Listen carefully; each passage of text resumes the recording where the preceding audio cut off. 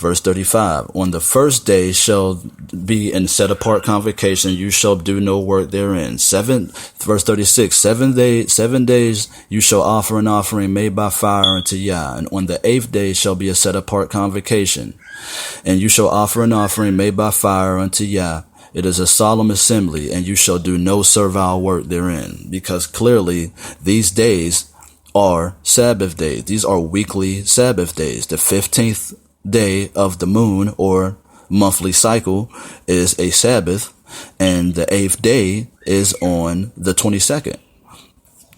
So both days are set apart convocations because they are weekly Sabbaths.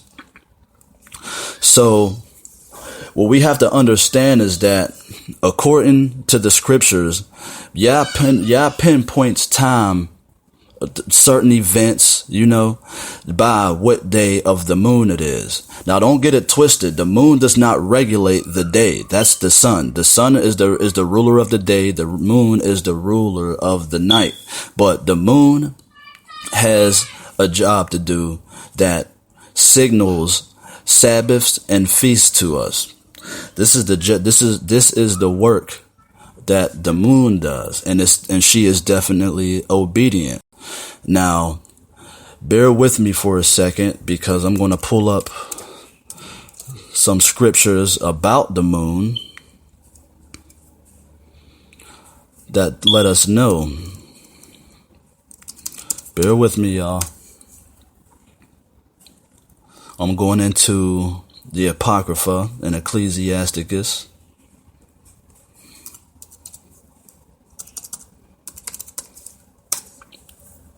To further give us some understanding on what the purpose of the moon is for. Hallelujah.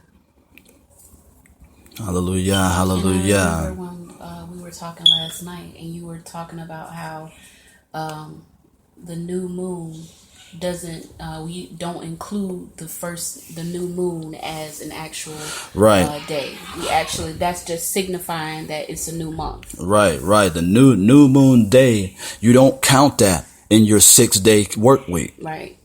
New moon day is set apart as practically the introduction into the month. Mm-hmm. But the first work day begins on the 2nd day of the lunar cycle. So you have new moon day, which is day 1, and day 2 of the month is the first work day. And you count 6 work days, and the 7th is the Sabbath, and the 7th Sabbath day is the 8th day of the month. A lot of people get confused with that. My imam was confused with that until she got the understanding. Hallelujah. Now, in Ecclesiasticus, in the Apocrypha, chapter 43, verse 6, it says this: He, Yah, made the moon also to serve in her seasons for a declaration of times and a sign of the world. So, clearly with this, we are to observe the moon to give us signs and let us know that the following day is our Sabbath day or our feast day. That's my children, if y'all can hear that, wilding out in the living room. That's what they do early in the morning. Now, Ecclesiasticus chapter 43, verse 7. For the moon is the sign of feast, a light that decreases in her perfection. So that lets us know, of course, as I've said, the moon is pretty much the signal for our feast and Sabbaths. Now, in the letter of Jeremiah, also in Apocrypha, chapter 1, verse 60, it says, For sun, moon, and stars, being bright and sent to do their offices, are obedient. So they have a job. The sun obviously has the job of giving light upon the earth day to day. The moon has her job of giving light upon the earth evening to evening. But it has more work to do than the sun.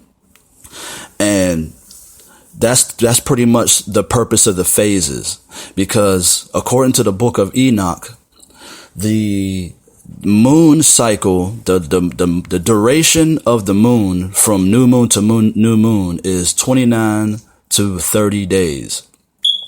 This monthly cycle, Yah divided into 4 weeks. And the end of each week marks the Sabbath.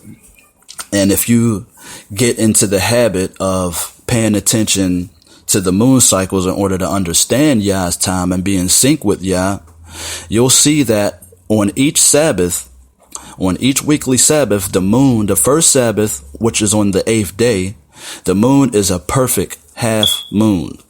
That perfectly half moon is our signal that this is the end of the week. Tomorrow is the weekly Sabbath. The 15th day, which is 7 days after this, is it'll be a perfect full moon. And in another 7 days, it'll be the third quarter or the third half moon, which will be perfectly sliced right down the middle of the moon. And then there's one final Sabbath and then a new moon. Now we keep in mind that what I'm talking about has nothing to do with the Gregorian calendar. We are on Yah's time right now. We're talking about Yah's time and dating method. Mm-hmm. So that's how we have to start studying and have to start looking at time according to Yah. Because Yah does not go by the Gregorian time. Yah does not need the Gregorian calendar, because I already said he has his own time that we have to go by. So let me get some more of this information. And that's also what we were talking about last night, is that's the whole purpose of the Gregorian calendar, because they used it to deceive us. Right. Yeah. They used this calendar to deceive us. They don't even, and what I was talking about before is this crazy, because you got the titles throughout the year of these cycles, which we call months, which is weird to me, because January, February on down to December is called the month, which we know in the Hebrew, it comes from the word moon, but it's a solar only calendar. So you're going to call these titles months or moons when the Gregorian calendar doesn't even acknowledge the moon. It's a solar only calendar. And it's very important that we research this, family, Oxanacodes, because the Sabbath is very important. The Sabbath is the sign between you and Yah. The Sabbath shows that those who keep the Sabbath basically show Yah that you belong to him. It is Yah's mark upon you. So it's definitely important. So when you're not keeping Yah's Sabbath according to Yah and Yah's time, whose Sabbath are you keeping? If it's not Yah's, whose Sabbath are you keeping? Satan's. It's Satan. It's the adversary. You know, he's the one who deceived the entire world. The true Sabbath is the mark or sign of Yah. Now, let's go to Exodus 31:13. And it says, "Speak thou unto the children of Israel, saying, Verily my Sabbaths you shall keep, for it is a sign between me and you, and throughout your generations, that you may know that I am Yah, that do sanctify you." And so, clearly, the Sabbath is very important. It's a part of the covenant. You keep the true Sabbath, you keep the covenant. In Ezekiel, 1 second, family. I don't got much time, but in Ezekiel, we'll break it up. Okay, this is part 1 right here. Ezekiel 20 verse 12. "Moreover, also I gave them my Sabbaths to be a sign between me and them, that they might know that I am Yah, that does sanctify them."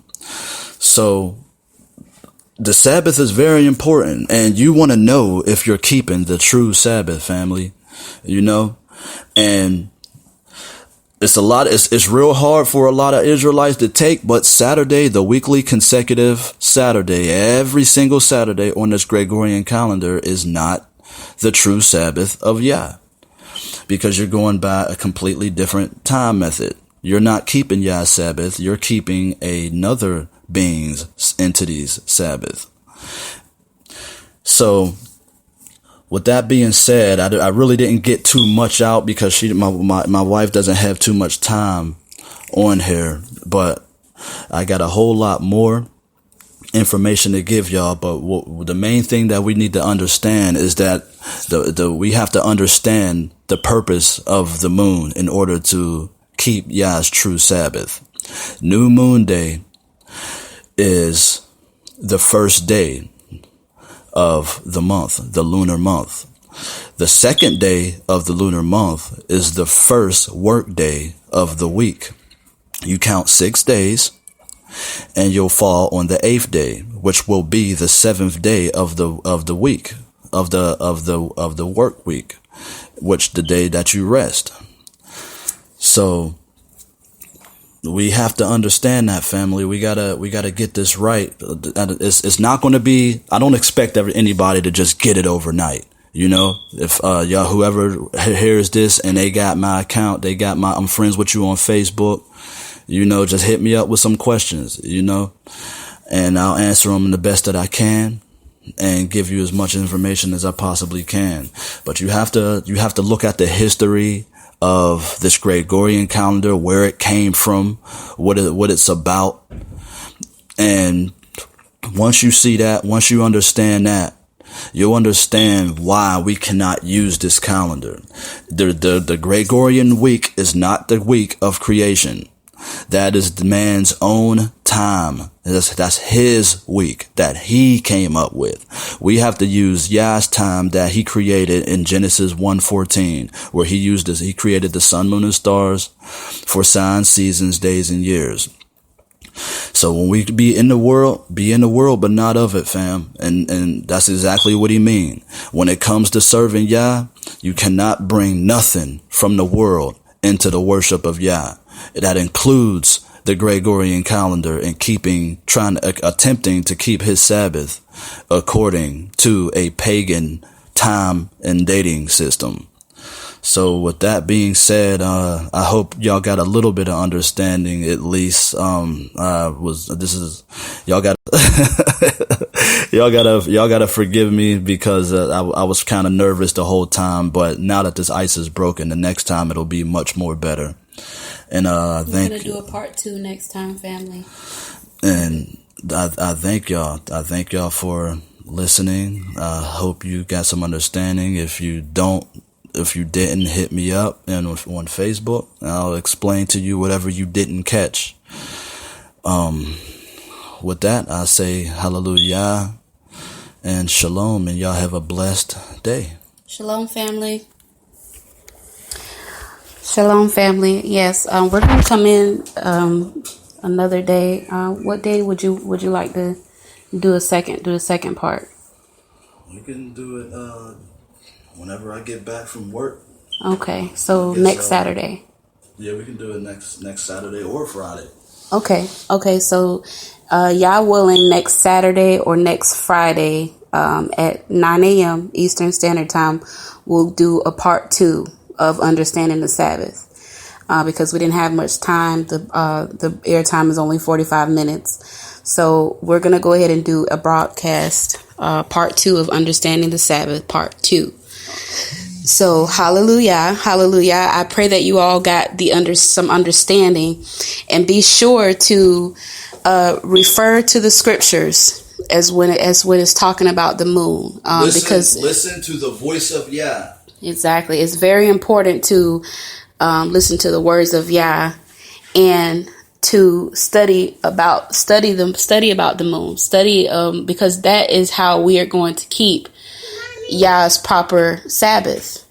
You won't understand Yah's Sabbath unless you understand how the moon works. Okay? Because the moon has different phases. But with that being said, I will say shalom, and I love you all until next time. Hallelujah. Hallelujah.